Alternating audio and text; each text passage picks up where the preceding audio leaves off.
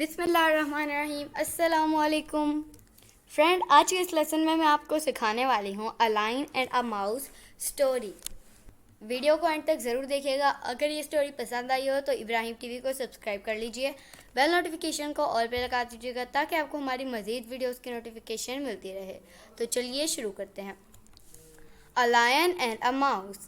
Once upon a time, there lived a lion and a mouse. One day, the lion was sleeping. The mouse started playing on it.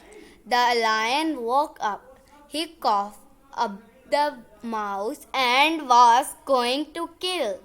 The mouse requested for forgiveness. The lion let him go. After some days, the lion caught in a net.